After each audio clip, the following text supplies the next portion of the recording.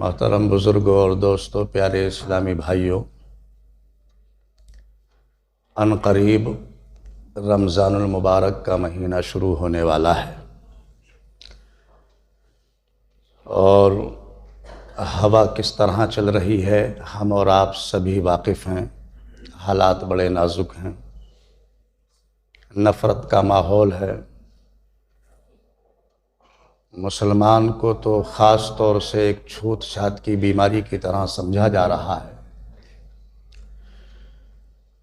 اللہ سے مدد طلب کرنے کے لیے ہر وقت دعائیں کرتے رہیں اور احتیاطی چال چلیں۔ حالات بڑے نازک ہیں۔ یوں سمجھیے کہ ہر نئی رات نئے زخم کا تحفہ لے کر شام ہی سے میری چوکھٹ پر اتر آتی ہے اور دم بدم ڈوب رہی ہے میری کشتی حیات۔ ہر سمت مجھے موت ہی موت نظر آتی ہے۔ تو پیارے بھائیوں، ہمیں خود بھی احتیاطی قدم اٹھانا ہے، حکمت کے ساتھ چلنا ہے اور حالات کو سمجھنا ہے۔ اللہ سے دعا کرتے رہیں، مدد طلب کریں کہ اللہ تعالی ہم سب کے ساتھ بہتر حالات پیدا فرما دے۔ جس آیت کی ہم نے تلاوت کی ہے رمضان المبارک کے تعلق سے بڑی مشہور اور معروف آیت پاک ہے، جس کا مطلب ہے کہ رمضان کا وہ مہینہ جس میں قرآن نازل ہوا اور اس میں لوگوں کے لیے ہدایت ہے اور رہنمائی اور فیصلے کی روشن باتیں، تو تم میں جو کوئی بھی اس مہینے کو اپنی زندگی میں پائے وہ ضرور روزے رکھے اس مہینے کے، اور اگر بیمار ہو یا سفر میں ہو تو ان روزوں کو بعد میں پورے کر لو۔ اللہ تم پر آسانی چاہتا ہے، وہ دشواری یا کوئی مشکل نہیں چاہتا کہ آپ پریشان ہو جاؤ۔ اللہ تو آسانی چاہتا ہے، تم پر کوئی دشواری نہیں چاہتا۔ اور گنتی پوری کرو اور بڑائی بولو اللہ کی اس بات پر کہ تمہیں ہدایت عطا کی ہے اور اس کے شکر گزار بنو۔ پیارے اسلامی بھائیوں، رمضان المبارک کا مہینہ بہت ہی بابرکت اور باعظمت مہینہ ہے۔ رمضان المبارک کا مہینہ اپنے دامن میں رحمتیں اور مغفرتیں لے کر تشریف لاتا ہے۔ اس 30 دن کے مہمان کی رضا سے رضائے الہی نصیب ہوتی ہے۔ اور پھر ذرا سوچیں اور اس بات کو سمجھیں کہ ہمیں رزق کون دیتا ہے؟ اللہ ہی تو ہے جو ہمیں رزق عطا کرتا ہے۔ وہ جو ہمیں رزق دے رہا ہے، کھلاتا ہے، پلاتا ہے، ہر طرح کی نعمتیں ہمیں دے رہا ہے اور ہم کھا رہے ہیں، تو سارا سال اس کی نعمتیں ہم کھاتے رہے اور اللہ ہمیں دیتا رہا۔ اب وہ رزق کا دینے والا، اپنی نعمتیں ہمیں عطا کرنے والا ہم سے یہ چاہتا ہے، ہمارا امتحان لینا چاہتا ہے کہ میں نے تمہیں سارا سال جو ہے اپنی نعمتیں دیں اور تم اس کو کھاتے رہے۔ میں یہ چاہتا ہوں کہ ایک مہینے کے لیے دن کو کھانا اور پینا چھوڑ دیں میری رضا کی خاطر۔ تو میرے بھائیوں، اے عقل والو، ذرا بتاؤ ہمارا فیصلہ کیا ہونا چاہیے؟ ہر آدمی چاہتا ہے کہ ہم امتحان میں کامیاب ہو جائیں، ہم سرخ روح ہو جائیں، اور ہم انعام کے حقدار بن جائیں۔ ایسا تو کوئی بھی نہیں ہے جو امتحان میں کامیاب نہیں ہونا چاہتا اور اپنے لیے انعام نہیں چاہتا۔ تو ہر باشعور اور ذی عقل آدمی کا یہی فیصلہ ہوگا کہ بے شک ہم خوشی خوشی اپنے رب کی رضا کے لیے تیار ہیں اور تیار رہنا چاہیے۔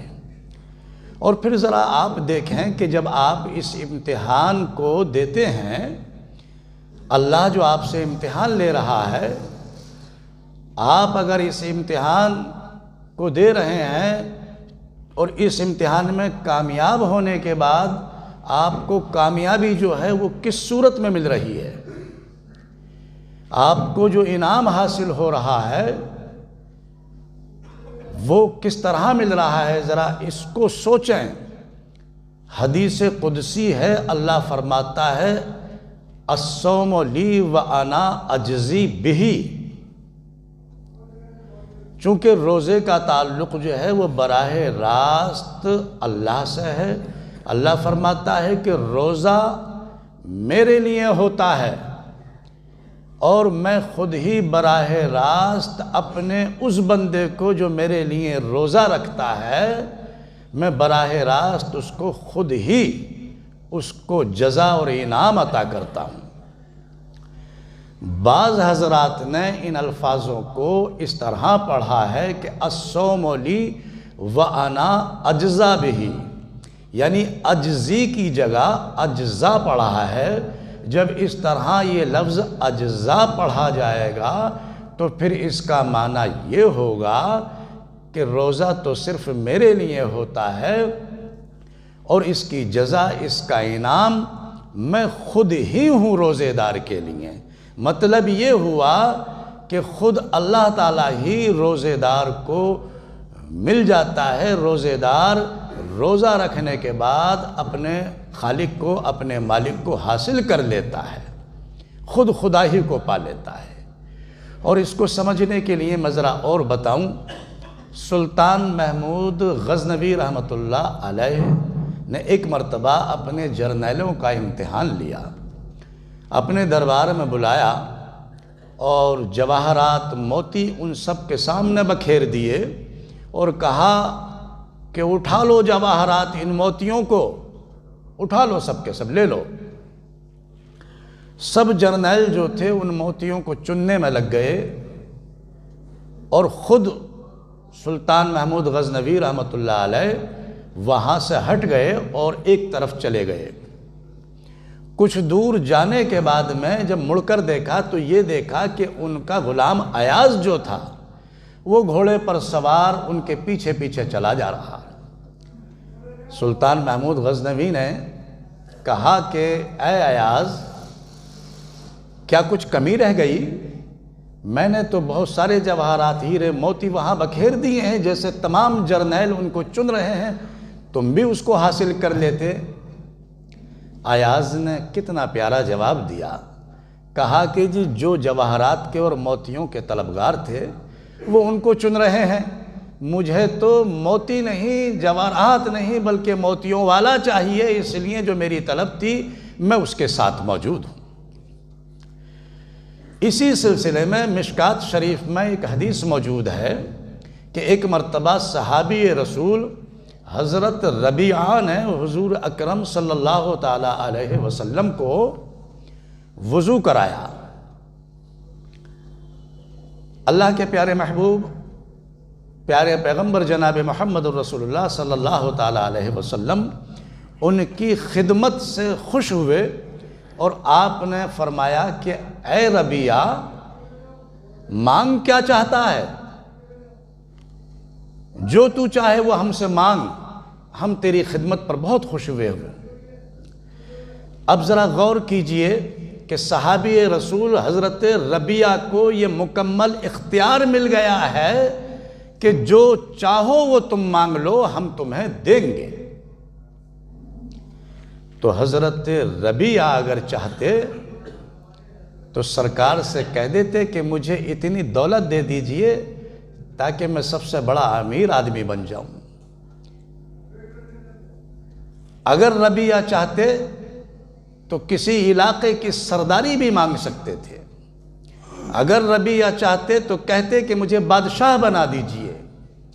یقین جانیے کہ جس نے اختیار دیا ہے وہ شہنشاہوں کا شہنشاہ ہے، اللہ کا محبوب ہے۔ مانگنے والا اگر دولت مانگ لیتا تو اتنی دولت دے دی جاتی کہ دنیا کا سب سے بڑا امیر بن جاتے۔ اگر مانگنے والے یہ مانگ لیتے کہ سردار بنا دیا جائے تو ایسی سرداری عطا کر دی جاتی کہ تا زندگی سرداری ختم نہیں ہوتی۔ اگر حضرت ربیہ یہ کہتے کہ مجھے بادشاہ بنا دیجئے تو قسم خدا کی ایسا بادشاہ بنا دیا جاتا کہ تا زندگی بادشاہت ان کی ختم نہیں ہوتی۔ لیکن حضرت ربیہ کی مانگ کر قربان جائیے، انہوں نے مانگا تو کیا مانگا؟ کہا کہ جی یا رسول اللہ، یا حبیب اللہ، مجھے شہنشاہیت نہیں چاہیے، دولت نہیں چاہیے، سرداری نہیں چاہیے، میں تو صرف یہ چاہتا ہوں کہ اسألک مرافقۃ فی الجنہ، یا رسول اللہ جنت میں بھی آپ کی خدمت میں حاضر رہوں، آپ ہی کے ساتھ رہوں۔ حدیث پاک کے ان الفاظوں سے اور اس واقعات سے کسی شاعر نے اپنے انداز میں کہا ہے کہ تجھ سے تجھی کو مانگ کر مانگ لی ساری کائنات، مجھ سا کوئی گدا نہیں اور تجھ سا کوئی سخی نہیں، تیرے یہاں اے بے نیاز کون شے ہے جو ملی نہیں، اور جھولی ہی میری تنگ ہے تیرے یہاں کمی نہیں۔ وآخر دعوانا الحمدللہ۔